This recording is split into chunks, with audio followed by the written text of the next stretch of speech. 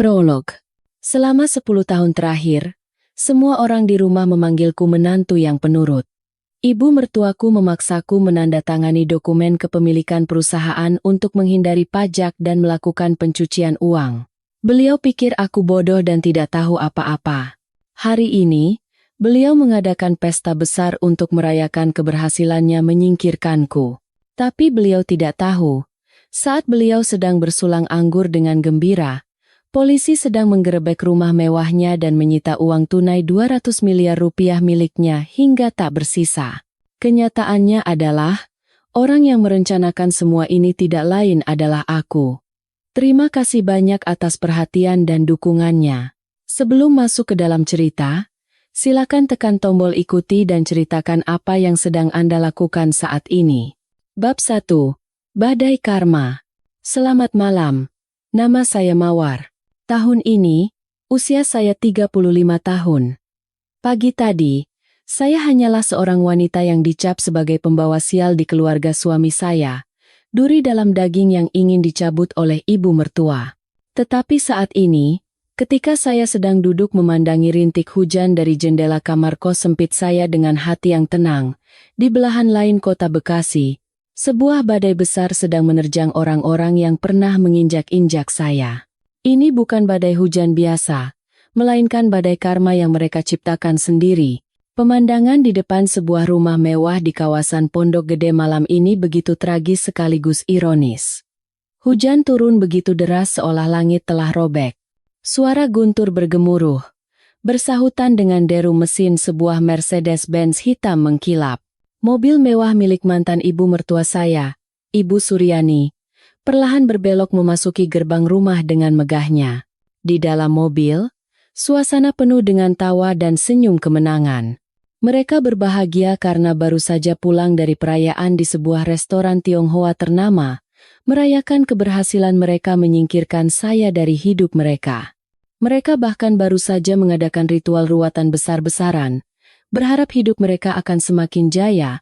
Namun, begitu mobil mewah itu melewati gerbang, tawa mereka seketika terhenti. Apa yang menyambut mereka bukanlah asisten rumah tangga yang membukakan pintu, melainkan lebih dari 20 petugas dari Bareskrim Polri dan polisi yang berbaris rapi, menghalangi jalan masuk rumah. Di tengah kegelapan malam, lampu rotator berwarna merah biru dari mobil polisi menyinari dinding rumah berwarna keemasan, membuatnya tampak mengerikan.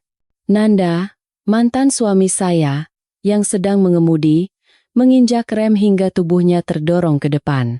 Wajahnya pucat pasi, dan tangannya yang memegang kemudi gemetar hebat seperti orang demam. Ibu Suryani, yang duduk di belakang, menjerit kaget. Ada apa ini? Siapa yang mengizinkan kalian parkir di depan rumah saya seperti ini? Kalian tahu siapa saya? Suara melengkingnya bersaing dengan deru hujan. Beliau masih berpikir bahwa kekuatan uang dan koneksi lamanya bisa mengusir siapa saja, sama seperti beliau mengusir saya. Tapi kali ini, semuanya berbeda. Tidak ada lagi yang menunduk hormat padanya. Seorang petugas muda berseragam lengkap berjalan menembus hujan menuju mobil. Ia mengetuk kaca jendela dengan keras 2-3 kali. Nanda menurunkan kaca dengan tangan gemetar. Udara dingin dari AC mobil berbenturan dengan hawa lembab dari luar. Petugas itu sama sekali tidak melirik cincin berlian besar di jari Ibu Suryani. Ia mengeluarkan selembar kertas dan membacakan isinya dengan nada datar namun tegas. Kami memiliki surat perintah penangkapan atas nama Ibu Suryani dan Bapak Nanda Wardhana atas dugaan tindak pidana pencucian uang, penggelapan pajak, dan penipuan. Silakan turun dari mobil dan bersikap kooperatif. Detik itu, dunia Ibu Suryani seakan runtuh di depan matanya. Wajah yang tadinya angkuh kini pucat tanpa darah. Mata yang biasa menatap saya dengan sinis kini terbelalak ngeri. Beliau mencoba merogoh ponsel di dalam tas mahalnya, sambil bergumam, "Tunggu, tunggu. Saya akan telepon Bapak Gubernur. Kalian pasti salah. Saya baru saja bersedekah. Saya baru saja mengadakan pengajian. Kata orang pintar, nasib saya akan membaik. Bagaimana mungkin jadi seperti ini? Namun sia-sia, tidak ada sinyal di ujung sana. Kalaupun ada, Tidak akan ada yang berani membantunya saat ini. Kilatan lampu blitz dari kamera para wartawan yang telah menunggu di luar mulai menyambar-nyambar, seperti petir yang menyambar sisa-sisa harga diri keluarga itu. Nanda turun dari mobil, kakinya lemas hingga nyaris tersungkur. Ia menoleh ke arah ibunya dengan tatapan kosong, seperti anak kecil yang tersesat dan baru sadar bahwa ibunya tidak bisa lagi melindunginya. Bunyi klik dari borgol yang dipasangkan terdengar begitu tajam di tengah keheningan. Habislah sudah, kemegahan palsu yang dibangun di atas penderitaan orang lain. Saya tidak ada di sana. Tentu saja. Tapi saya melihat semuanya melalui layar ponsel di kamar kos kecil tempat saya baru pindah bersama anak-anak siang tadi. Banyak yang mungkin bertanya-tanya, bagaimana ceritanya bisa sampai ke titik ini? Mengapa seorang wanita penurut seperti saya bisa menjadi orang yang memegang kartu terakhir untuk meruntuhkan segalanya?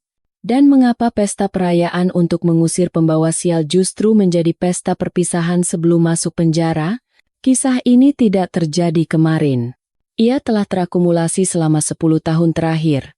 10 tahun kesabaran, 10 tahun penindasan, dan 10 tahun penantian dalam diam.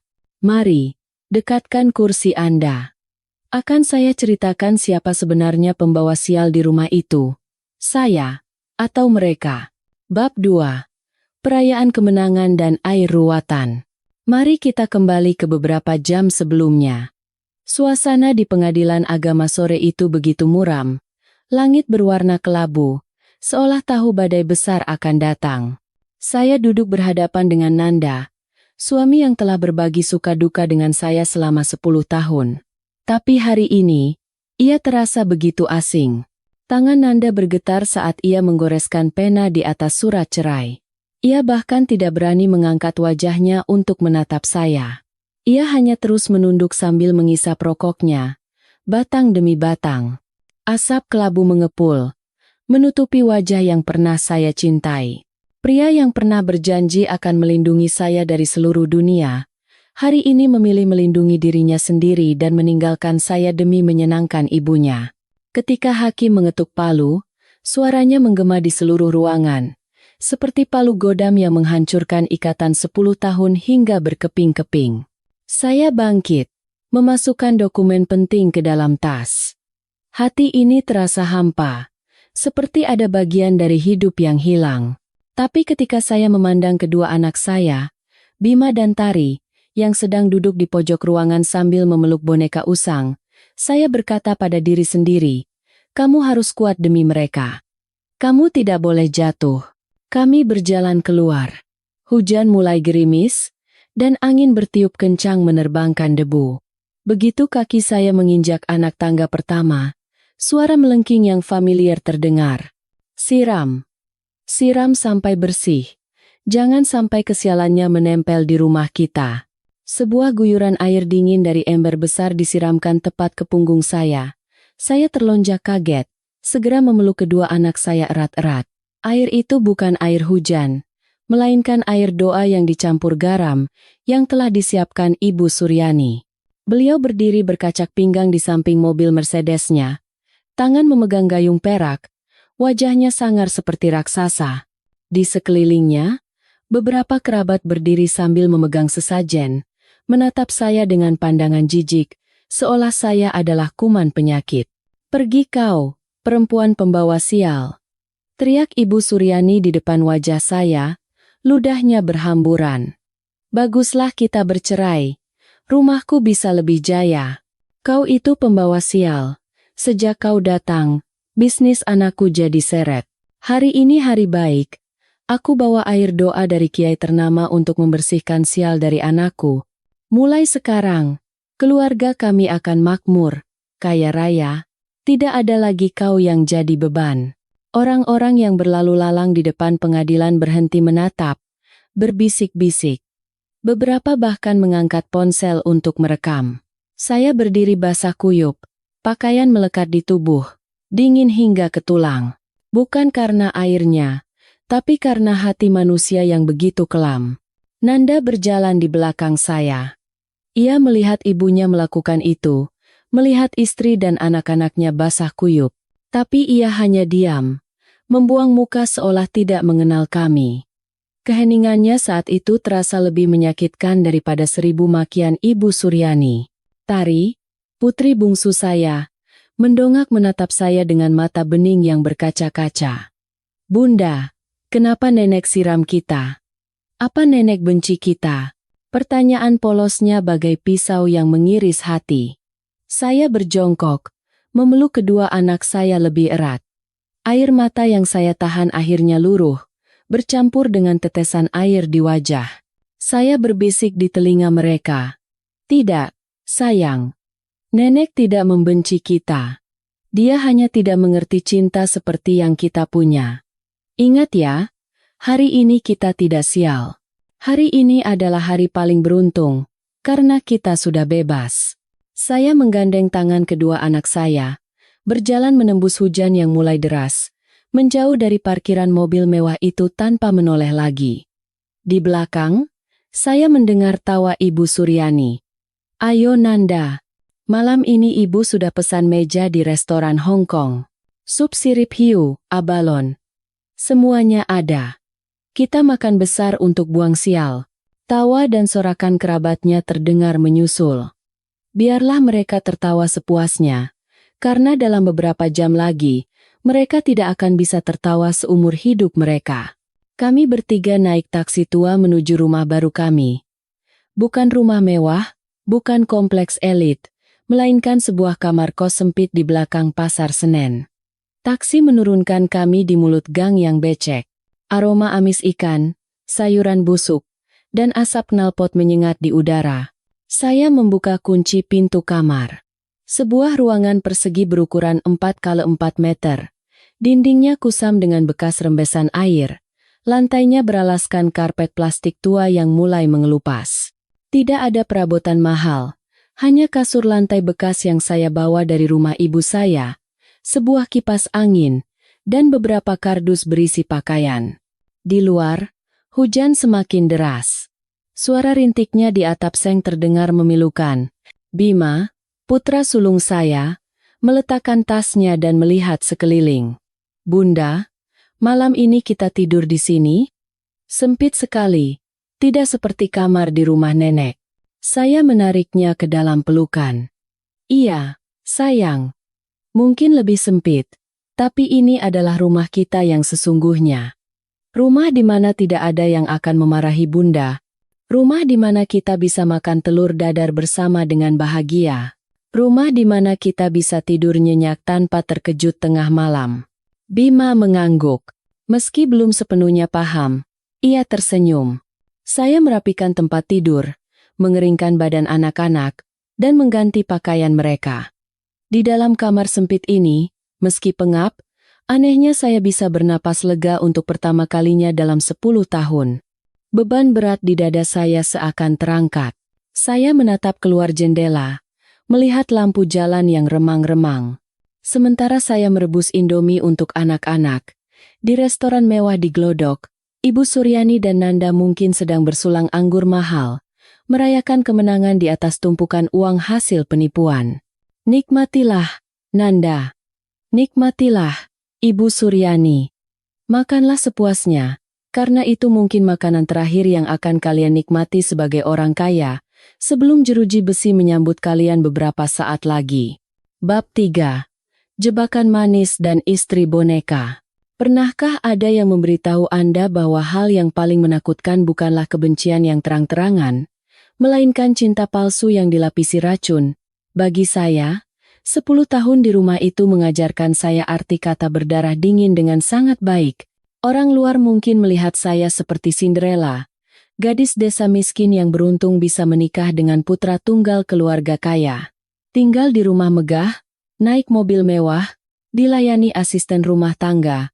Padahal kenyataannya, hidup saya tidak lebih dari seorang pelayan kelas premium yang tugasnya adalah melahirkan pewaris dan menjadi tameng bagi mereka.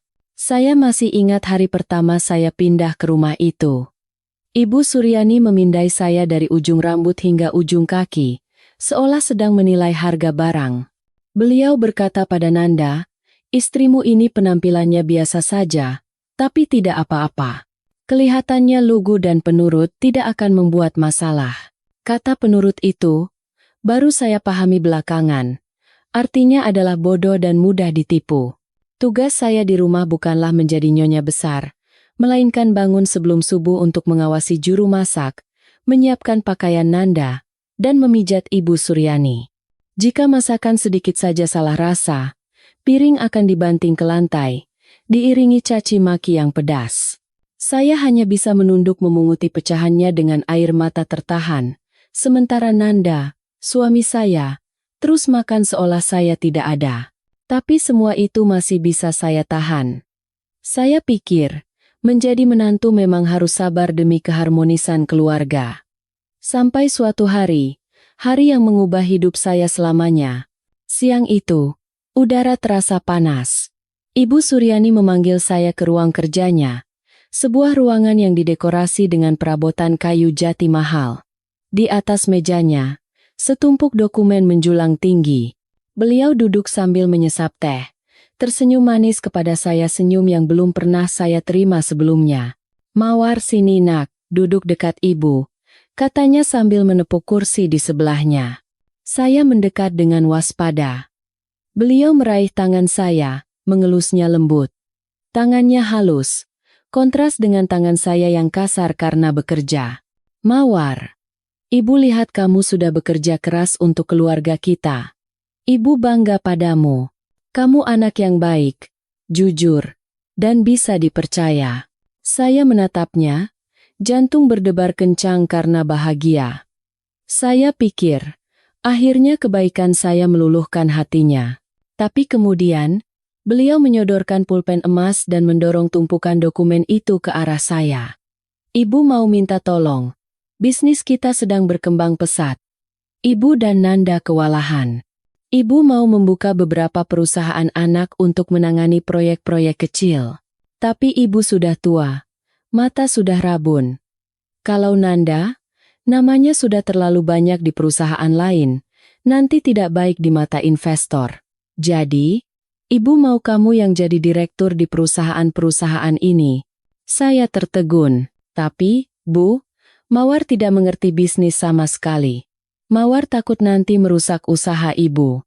Ibu Suryani tertawa, tapi matanya tidak ikut tersenyum. "Ah, kamu tidak perlu melakukan apa-apa. Cukup tanda tangan saja. Urusan manajemen, biar ibu dan Nanda yang urus. Nanti setiap akhir bulan, ibu kasih uang saku tambahan, buat beli baju bagus biar pantas jadi menantu di rumah ini." Tepat saat itu, Nanda masuk. Ia berdiri di belakang ibunya dan menimpali. "Tanda tangan saja, Mawar. Ibu sudah percaya padamu. Kita kan keluarga, harus saling bantu. Atau kamu tidak menganggap kita keluarga?" Kata keluarga begitu sakral bagi saya saat itu. Saya masih naif dan percaya pada cinta mereka. Maka, saya goreskan pena, menandatangani lembar demi lembar dokumen itu tanpa membacanya dengan teliti. Saya tidak tahu, tanda tangan saya hari itu adalah kontrak menjual jiwa kepada iblis. 1 tahun, 2 tahun berlalu. Saya mulai melihat keanehan. Ada surat tagihan pajak, surat peringatan dari bank, yang dikirim atas nama saya. Tapi setiap kali surat itu datang, Ibu Suryani atau Nanda akan buru-buru mengambilnya, berkata, "Bukan apa-apa, ini cuma surat promosi biasa." Tapi insting saya mengatakan ada yang tidak beres.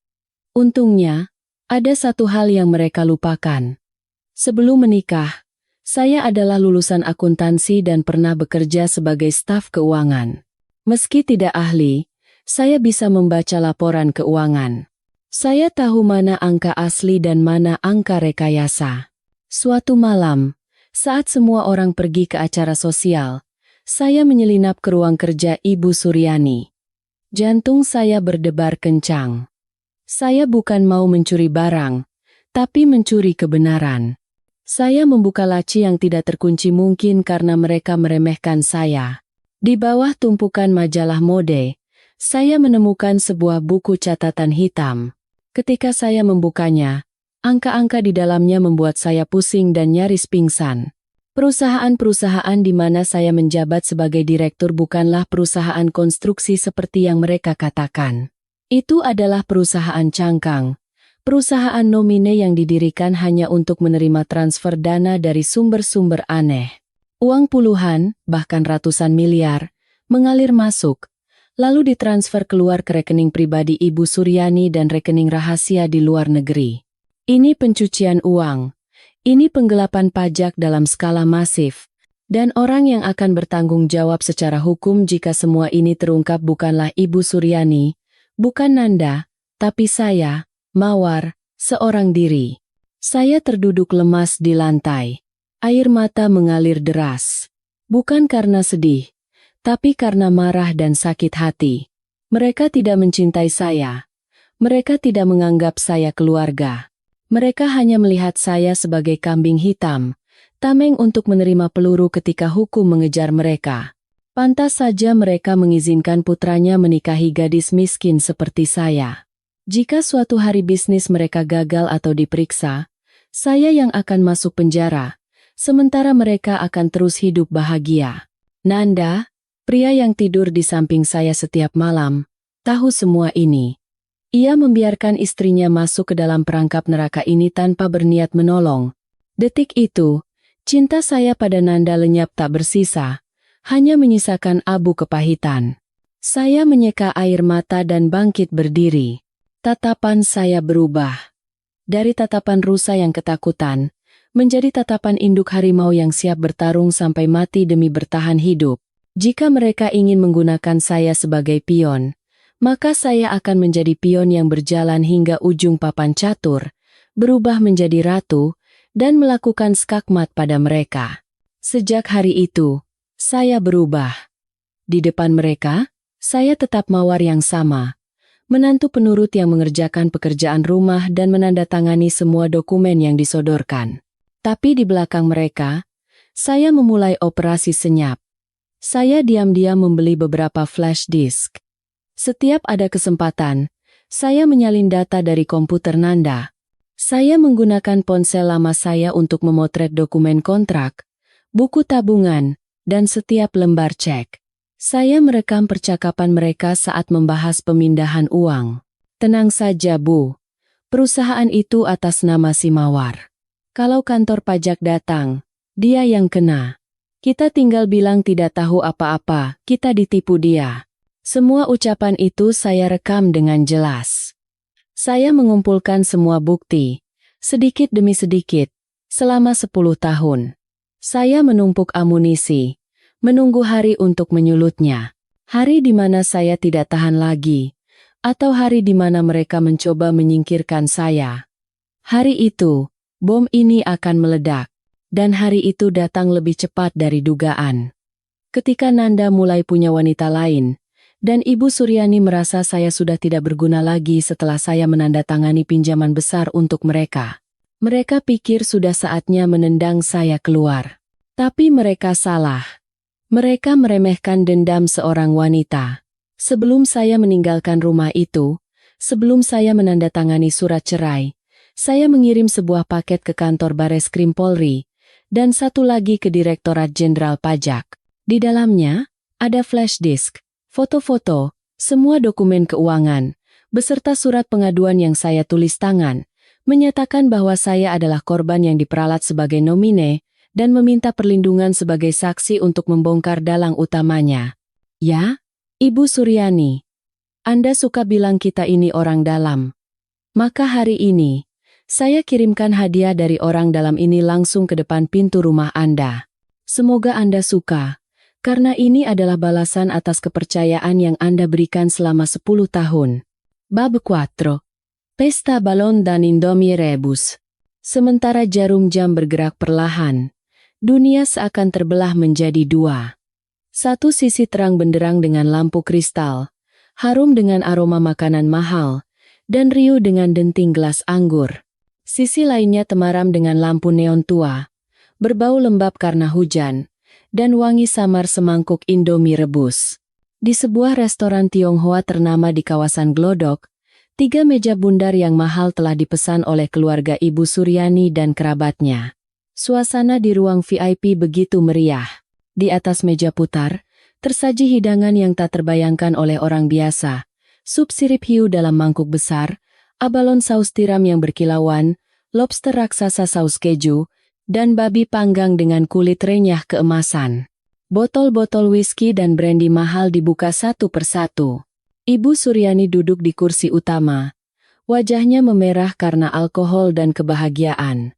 Ia mengangkat gelasnya tinggi-tinggi. Ayo, bersulang semuanya. Untuk kesialan yang telah berlalu, dan untuk kekayaan ratusan miliar yang akan segera datang. Cheers. Suara sorak-sorai membahana. Tante Reni, kerabat dekatnya, segera menjilat. Wah, Ibu Suryani memang visioner. Tepat sekali keputusannya mengusir perempuan sialan itu. Lihat, begitu cerai, wajah Mas Nanda langsung cerah. Paman Budi, yang sering meminjam uang, ikut menimpali. Betul, Bu. Besok saham perusahaan kita pasti meroket. Bebannya sudah hilang. Ayo, makan sepuasnya. Malam ini Ibu Suryani yang traktir. Nanda duduk di sebelah ibunya, menenggak gelas demi gelas minuman keras. Wajahnya memerah, matanya mulai sayu. Meski bibirnya tersenyum, hatinya terasa hampa. Ia menatap piring lobster di depannya. Tiba-tiba, sebuah kenangan muncul. Kenangan saat Mawar dengan telaten mengupaskan udang untuknya. Mawar akan memenuhi piringnya dengan daging udang, sementara Mawar sendiri hanya memakan kepalanya. Makan yang banyak ya, Mas. Biar kuat kerjanya, begitu Mawar selalu berkata. Hari ini, tidak ada lagi tangan yang mengupaskan udang untuknya.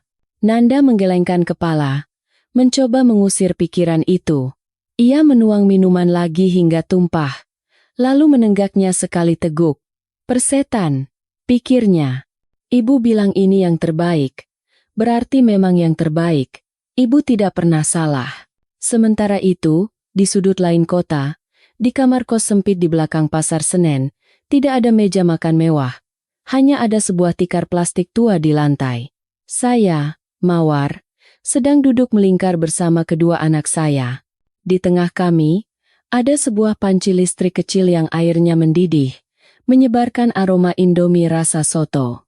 Kami tidak punya lobster atau abalon. Di dalam panci hanya ada 3 bungkus Indomie, 3 butir telur rebus, dan seikat kangkung seharga Rp5.000. Tapi percayalah, bagi kami bertiga, ini adalah hidangan paling istimewa. Bunda, wangi sekali, kata Tari sambil mengendus-endus. Perut Tari sudah keroncongan. Saya tersenyum, menuangkan mie ke dalam mangkuk plastik, meniupnya agar tidak terlalu panas. Saya mengupas telur, membagi kuningnya untuk Bima dan Tari, sementara saya memakan putihnya. Suara seruputan mie terdengar di tengah derai hujan di luar. Suara yang begitu merdu di telinga seorang ibu. Saya melihat anak-anak makan dengan lahap. Air mata haru menggenang. Kami mungkin tidak punya uang, tapi kami punya kehangatan yang tidak bisa dibeli dengan miliaran rupiah. Bima, sambil mengunyah telur, menatap saya dan berkata, Bunda, Indomie ini lebih enak daripada makanan di rumah nenek. Kenapa begitu, sayang? Tanya saya. Bima tersenyum. Soalnya, kalau di rumah nenek, Bunda selalu berdiri melayani orang lain, tidak pernah duduk makan bareng kita. Nenek juga suka marah-marah. Tapi hari ini, Bunda duduk di sebelah Bima, dan Bunda tersenyum. Masakan Bunda pasti dicampur banyak rasa bahagia. Ya kan? Ya Tuhan, anak sekecil ini pun tahu apa itu kebahagiaan, sementara orang dewasa yang bergelimang harta justru tidak pernah merasakannya. Saya menarik kedua anak saya ke dalam pelukan. Betul, sayang. Kebahagiaan itu bukan tentang apa yang kita makan, tapi dengan siapa kita makan. Sementara kamar kos saya dipenuhi kehangatan cinta, suasana di restoran mewah mulai kacau seiring meningkatnya kadar alkohol. Ibu Suryani mulai berteriak-teriak. Besok, panggil ahli Feng Shui terbaik. Semua perabotan yang pernah disentuh si Mawar, buang semua. Bakar kalau perlu. Jangan sisakan najisnya. Aku akan ganti semuanya dengan yang lebih mewah. Uang segitu tidak akan membuatku bangkrut. Kerabatnya bertepuk tangan. Nanda hanya mengangguk. Terserah ibu saja. Mereka tidak sadar. Saat mereka berteriak-teriak merobohkan rumah, tim dari Bareskrim sedang menyusun rencana akhir untuk menyita semua yang mereka miliki. Bukan hanya perabotan, tapi juga mobil, rumah, dan setiap rekening bank mereka. Gelas yang mereka dentingkan malam ini bukanlah gelas perayaan, melainkan gelas terakhir sebelum pesta abadi mereka berakhir. Bab 5. Ketika pintu penjara tertutup. Kembali ke adegan di depan rumah mewah di Pondok Gede. Setelah tawa kesombongan ditelan oleh suara sirene, suasana berubah menjadi tegang. Petugas Bareskrim berseragam biru tua melangkah mendekati Ibu Suryani dan Nanda. Kepala tim penyidik memberi hormat sesuai prosedur, tapi tatapannya tidak menunjukkan rasa segan sedikit pun. Ia membentangkan surat di tangannya. Berdasarkan KUHP dan Undang-Undang Tindak Pidana Pencucian Uang, saya, atas nama penyidik, membacakan surat perintah penangkapan kepada Nyonya Suryani dan Tuan Nanda Wardana dalam kasus penipuan, penggelapan pajak, dan pencucian uang dengan total kerugian negara mencapai 200 miliar rupiah. Kami memiliki bukti yang lengkap. Silakan ikut kami ke kantor. Mendengar itu, Ibu Suryani, yang seumur hidupnya tidak pernah dibantah, menjerit histeris. Tidak mungkin. Bohong. Kalian memfitnah saya. Saya ini pengusaha jujur. Donatur tetap panti asuhan. Siapa yang menyuruh kalian? Siapa dalangnya? Dengan insting bertahan hidup, ia menunjuk ke arah putranya sendiri dan berteriak kepada petugas. Kalau ada yang salah, periksa perusahaan anak itu. Saya tidak tahu apa-apa. Yang jadi direktur, yang tanda tangan semua dokumen itu menantu saya. Si Mawar, tangkap dia. Dia yang harusnya bertanggung jawab. Nanda menoleh kaget menatap ibunya. Ia tidak percaya. Ibu yang katanya paling menyayanginya, kini sedang melempar semua kesalahan kepadanya dan mantan istrinya. Kepala tim penyidik menatap drama itu dengan dingin. Ia menggeleng pelan, lalu mengucapkan kalimat yang membuat Ibu Suryani terdiam. Ibu Suryani, berhenti menuduh orang lain. Ibu Mawar bukanlah tersangka, tapi beliau adalah saksi kunci kami dalam kasus ini. Kata saksi kunci terdengar seperti lonceng kematian di telinga Ibu Suryani. Mulutnya ternganga. Petugas melanjutkan, Ibu Mawar telah mendatangi kami bersama pengacaranya sejak 6 bulan yang lalu. Beliau menyerahkan semua bukti penting, arsip pembukuan rahasia, rekaman suara perintah Anda, dan bukti transfer ke rekening pribadi Anda di luar negeri. Semuanya sangat jelas, bahwa Anda menggunakan menantu Anda sebagai nomine, sementara Anda dan putra Anda adalah dalang dan penerima manfaatnya. Kenyataan itu menampar wajah Ibu Suryani lebih keras dari air ruatan manapun. Mawar? Perempuan bodoh itu? Beraninya dia.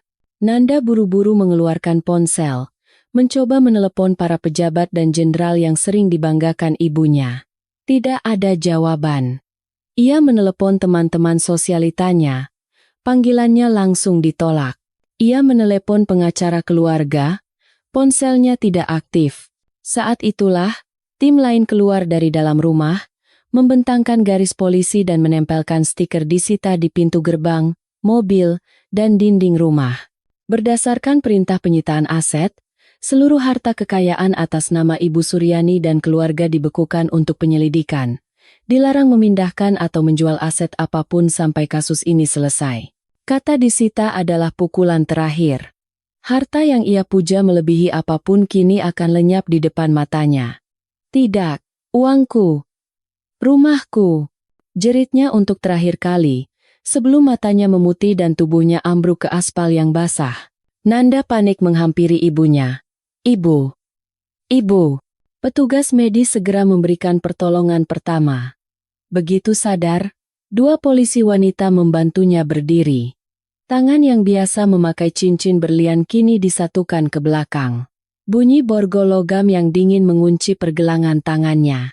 Nanda juga mengalami nasib yang sama. Mereka digiring ke mobil tahanan berjeruji besi. Ibu Suryani berjalan terseok-seok. Riasan mahalnya luntur berantakan. Ia menoleh untuk terakhir kalinya ke rumah kesayangannya, yang kini dihiasi garis polisi kuning dan stiker Sita. Matanya kosong. Nanda menunduk dalam-dalam saat memasuki mobil, menghindari kilatan kamera wartawan. Pintu mobil tahanan dibanting tertutup, menutup kebebasan, kemewahan palsu, dan drama keluarga kaya raya itu. Saat itu, Rani, sahabat pengacara saya, menelepon. Mawar, sudah beres. Mereka sudah dibawa. Bukti darimu sangat kuat. Mereka tidak akan bisa lolos. Saya memegang telepon, menatap kegelapan di luar jendela. Terima kasih banyak, Rani. Jawab saya singkat.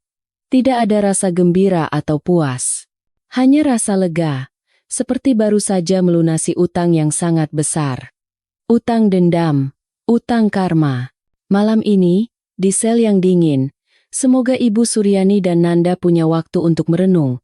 Apakah uang dan kekuasaan yang didapat dengan cara kotor bisa menolong mereka saat hukum karma datang mengetuk pintu?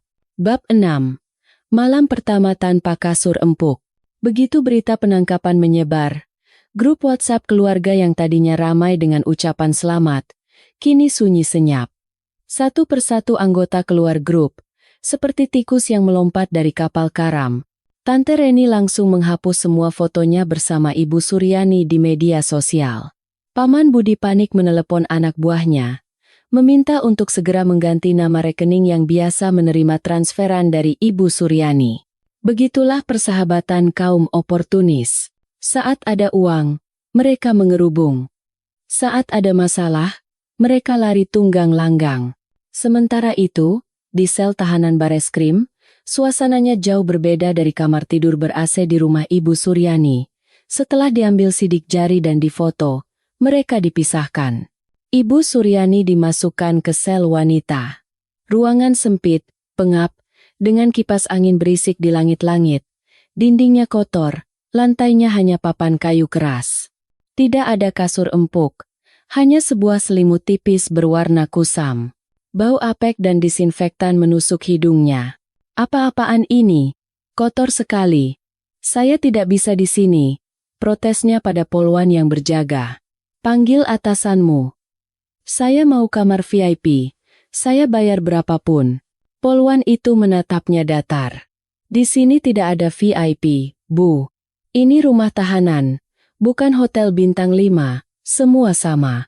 Kalau mau nyaman, tunggu sampai sidang membuktikan Ibu tidak bersalah.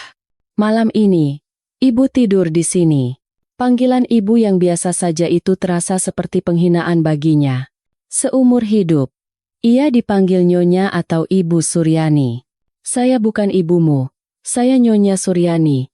Saya haus, ambilkan saya air mineral dari Prancis. Polwan itu menunjuk sebuah galon air di pojok ruangan. Air minum ada di situ. Kalau mau, ambil sendiri. Kalau tidak mau, ya sudah. Setelah polwan itu pergi, Ibu Suryani terduduk lemas di lantai. Gaun pesta mahalnya kini kusut dan kotor. Nyamuk berdengung di telinganya. Rasa haus akhirnya mengalahkan harga dirinya. Dengan terpaksa, ia merangkak dan meminum air dari gelas plastik bekas. Rasa air keran yang aneh membuat air matanya menetes. Bukan karena tidak enak, tapi karena menyadari bahwa kehidupan ratunya telah berakhir. Di sel pria, Nanda duduk memeluk lutut di sudut ruangan. Ia ketakutan. Seumur hidupnya, ia tidak pernah jauh dari ibunya. Semua diatur, semua dibereskan oleh ibunya. Ia seperti tanaman rambat yang bergantung pada pohon besar. Kini, pohon itu telah tumbang, dan ia tergeletak di tanah tanpa pegangan.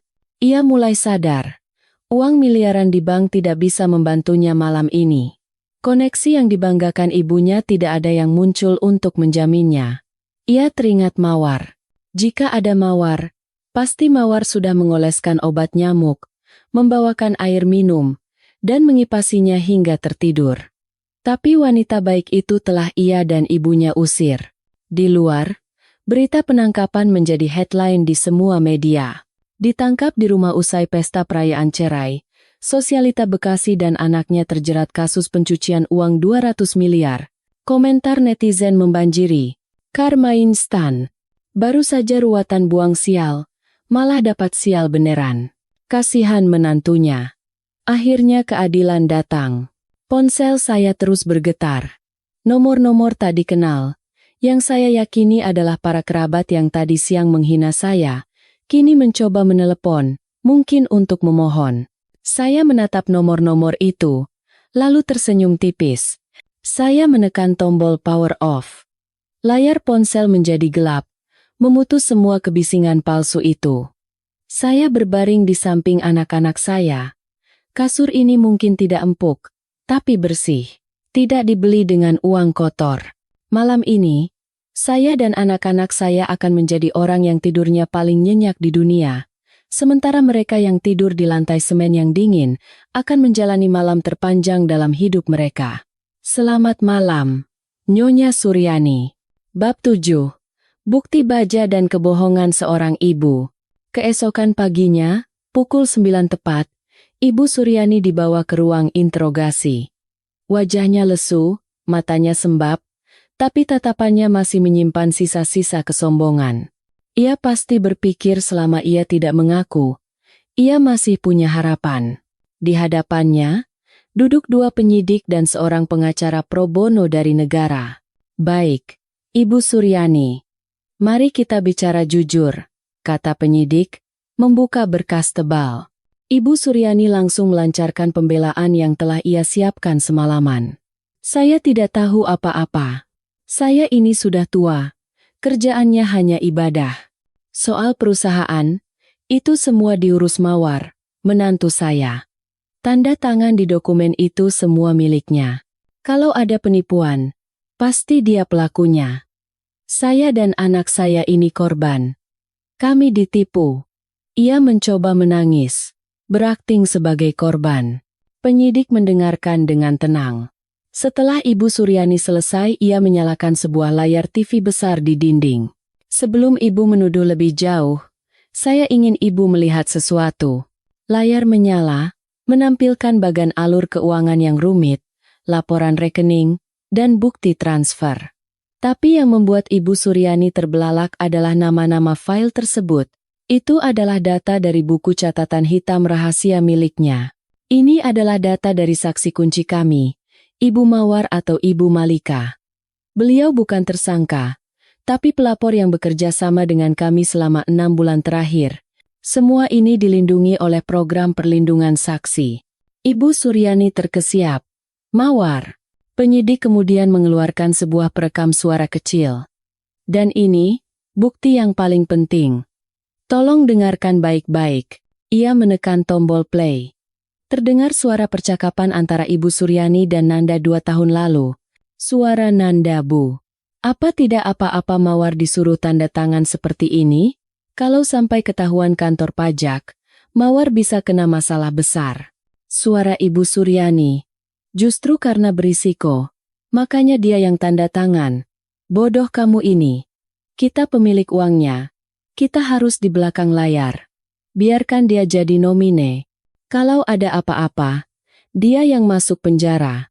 Kita tinggal bilang tidak tahu. Kita ditipu. Uangnya aman. Paham? Ingat, Nanda, orang luar tetap orang luar. Rekaman selesai. Keheningan di ruangan itu terasa memekakkan telinga. Ibu Suryani duduk mematung. Wajahnya pucat pasi. Suaranya sendiri, niat jahatnya sendiri, telah menjadi bukti tak terbantahkan yang menjeratnya. Bagaimana, Ibu Suryani? Masih mau menyangkal? Tanya penyidik. Uang puluhan miliar masuk ke rekening pribadi Anda di Singapura, bukan rekening Ibu Mawar. Bagaimana Anda menjelaskannya? Ibu Suryani menangis sejadi-jadinya. Ia sadar ia telah kalah telak. Di ruang interogasi lain, Nanda mendengarkan rekaman yang sama. Ia teringat hari itu, saat ia mengangguk setuju pada ibunya karena rasa takut dan serakah. Penyidik di hadapan Nanda meletakkan selembar dokumen. Tuan Nanda, Anda tahu ibu Anda sangat menyayangi Anda. Nanda mengangguk bingung. Penyidik tersenyum sinis. Kalau begitu, coba baca ini. Dokumen itu adalah surat pernyataan pengalihan utang yang diam-diam dibuat ibunya. Isinya menyatakan, jika perusahaan bangkrut, seluruh utang pribadi sebesar 50 miliar rupiah akan menjadi tanggung jawab Nanda seorang. Ibunya telah menyiapkan jalan keluar untuk dirinya sendiri. Jika Mawar gagal jadi kambing hitam, maka putra kesayangannya lah yang akan jadi korban berikutnya. Nanda membaca dokumen itu. Tangannya gemetar hebat. Tanda tangan ibunya tertera dengan jelas. Ini adalah pengkhianatan paling menyakitkan. Ibu yang katanya paling mencintainya, pada akhirnya paling mencintai dirinya sendiri, dan rela mengorbankan anaknya. Air mata seorang pria akhirnya tumpah. Nanda tertawa. Tawa pahit yang terdengar gila. Ya Tuhan, hidupku, gumamnya. 10 tahun aku menyakiti istriku demi melindungi ibu yang seperti ini. Pantas aku berakhir di sini. Ia memukul meja dengan keras. Saya mengaku, Pak. Saya akan mengaku semuanya. Bab 8. Air mata bocah tua. Sore harinya, seorang pengacara datang menemui Nanda. Bukan pengacara keluarga, melainkan Rani, sahabat Mawar. Anda mau apa ke sini? Mengejek saya? Tanya Nanda getir. Rani menggeleng. Saya datang sebagai teman lama. Saya mau kamu melihat sesuatu. Ia memutar sebuah video di tabletnya. Video dari malam ulang tahun pernikahan mereka yang ke-8, yang Nanda lupakan. Dalam video itu, Nanda pulang dalam keadaan mabuk berat, menangis memeluk kaki Mawar. Mawar, maafkan aku. Aku tahu ibu salah, tapi aku takut pada ibu. Aku pengecut. Jangan tinggalkan aku. Wajah Mawar di video itu tampak lelah dan kecewa.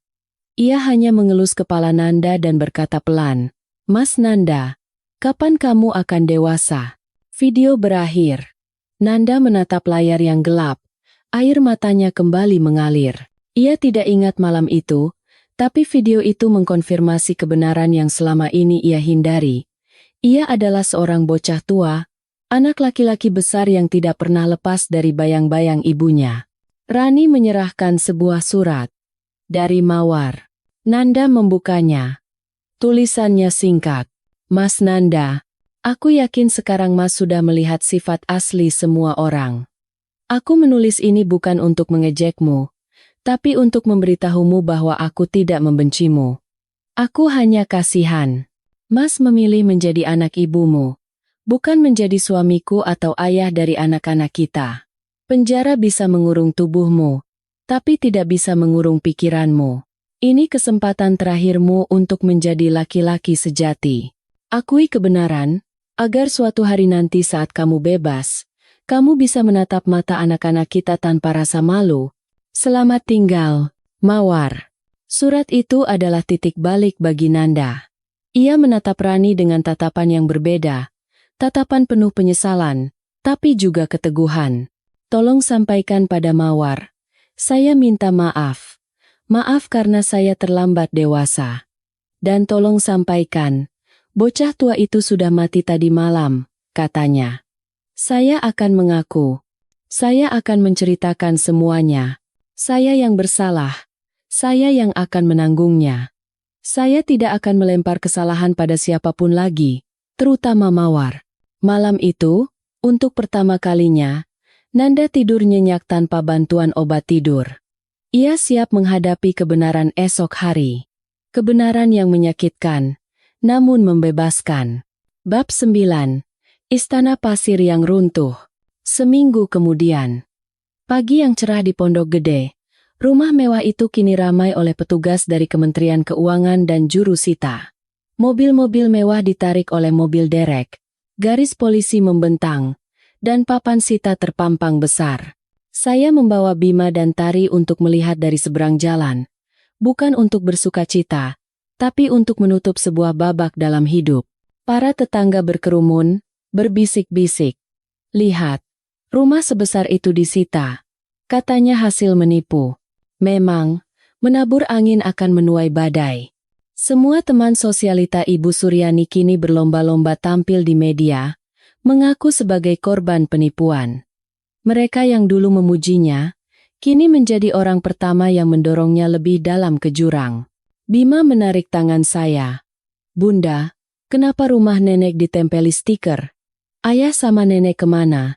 Saya berjongkok, memeluk anak-anak. Saya tidak mau menanamkan kebencian di hati mereka. Ayah dan nenek sedang dihukum karena melanggar aturan. Sayang, sama seperti kalau kita main game, yang curang harus dihukum. Mereka sedang belajar untuk jadi orang yang lebih baik.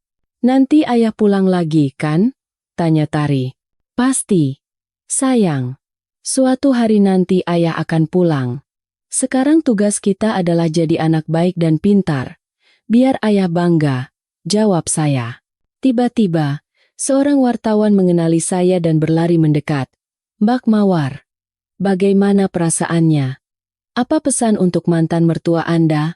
Saya menggeleng sopan, melindungi anak-anak saya. Maaf, saya tidak ada komentar. Biarkan hukum yang berjalan. Sekarang saya hanya seorang ibu yang mau mengajak anak-anak pulang untuk makan malam. Saya menggandeng anak-anak saya pergi, meninggalkan reruntuhan istana pasir itu. Saya tidak butuh sorotan media. Yang saya butuhkan hanyalah kedamaian dan senyum anak-anak saya. Harta ratusan miliar yang tadinya tampak begitu kokoh, kini lenyap seperti buih, menyisakan pelajaran mahal, bahwa hidup tidak diukur dari seberapa banyak yang kau miliki, tapi dari seberapa nyenyak kau bisa tidur di malam hari. Bab 10. Karma dan Fajar yang baru. 1 tahun berlalu. Hari ini, langit di Bekasi sangat cerah. Saya mengajak Bima dan Tari berziarah dan berdoa. Saya melihat mereka berdoa dengan khusyuk. Wajah mereka ceria. Tidak ada lagi jejak trauma masa lalu. Bulan lalu, vonis pengadilan telah dijatuhkan. Ibu Suryani divonis 15 tahun penjara. Nanda, karena bersikap kooperatif, mendapat keringanan menjadi 10 tahun. Seluruh aset hasil kejahatan disita negara. Rumah mewah itu kini kosong, menunggu dilelang. Menurut Rani, Ibu Suryani menua drastis di penjara. Rambutnya memutih semua. Ia sering melamun, merindukan kebebasan dan keluarga. Pelajaran yang mahal bagi seorang ibu yang cintanya salah arah, yang meracuni anaknya sendiri dengan keserakahan. Sedangkan Nanda, ia mengirim surat untuk saya. Ia bercerita bahwa ia kini bekerja di bengkel kayu di dalam penjara. Ia baru saja selesai membuat kursi pertamanya, dan ia merasa lebih bangga daripada saat mengendarai mobil sport. Untuk pertama kalinya, ia menciptakan sesuatu dengan keringatnya sendiri. Anak manja itu akhirnya belajar menjadi pria dewasa, meski harus di dalam penjara. Saya sendiri kini bekerja sebagai akuntan di sebuah perusahaan ekspor buah kecil. Gaji saya tidak besar, tapi cukup. Atasan saya baik. Dan yang terpenting, saya memiliki harga diri. Saya bangga dengan setiap rupiah yang saya hasilkan secara halal. Saat berdoa, saya tidak meminta kekayaan. Saya hanya meminta kekuatan dan kebijaksanaan untuk membesarkan anak-anak saya menjadi orang baik, mengajarkan mereka nilai uang, tapi tidak menjadi budak uang. Cerita saya telah sampai di akhir. Ini mengajarkan saya bahwa di dunia ini, keadilan mungkin terkadang terasa lambat, tapi hukum karma tidak pernah salah alamat. Ia pasti datang. Jika hari ini hidup Anda sedang diterpa badai, tetaplah berpegang pada kebaikan. Gunakan keheningan sebagai kekuatan dan kesabaran sebagai senjata. Lihatlah. Saya menunjuk ke langit. Langit setelah hujan selalu indah. Awan kelam telah pergi, menyisakan langit biru yang luas dan sinar matahari hangat yang memeluk kita semua tanpa terkecuali. Terima kasih telah menemani perjalanan Mawar hingga akhir. Semoga kisah ini menjadi pelajaran dan cahaya bagi kita semua. Pesan penutup dan pelajaran. Kisah Mawar telah selesai, namun pelajaran darinya akan terus relevan. Untuk para wanita, kesabaran harus diiringi dengan kecerdasan. Dalam urusan uang dan hukum, Jangan pernah percaya pada siapapun secara buta, bahkan pada suami atau keluarga terdekat. Jangan pernah mau menandatangani dokumen yang tidak Anda pahami, menjadi penjamin, atau nomine. Itu sama saja dengan menyerahkan leher Anda untuk dipenggal. Lindungi diri Anda. Untuk para pria, bakti pada orang tua adalah hal yang mulia, tapi harus dilandasi kebenaran. Jangan biarkan rasa segan pada orang tua membuat Anda menyakiti pasangan hidup Anda. Sebagai kepala keluarga, Anda harus menjadi pelindung, bukan tanaman rambat yang bergantung pada orang tua. Berani menegur jika orang tua salah. Itulah ciri laki-laki sejati. Untuk para orang tua, cintailah anak dengan cara yang benar. Jangan ajarkan mereka memuja uang atau merendahkan orang lain. Warisan terbaik untuk anak bukanlah harta, melainkan ilmu kehidupan dan akhlak yang baik. Jangan sampai cinta Anda yang salah arah justru menjerumuskan mereka ke dalam penjara. Dan yang terakhir, tentang hukum karma, waktu akan selalu membuktikan segalanya. Tidak ada yang bisa lari dari perbuatannya sendiri. Hiduplah dengan kesadaran, jangan merugikan orang lain, karena karma selalu adil dan selalu tepat waktu. Semoga kisah ini menjadi pengingat bagi kita semua untuk menjaga keluarga dengan cinta yang benar. Tuhan memberkati kita semua. Selamat malam.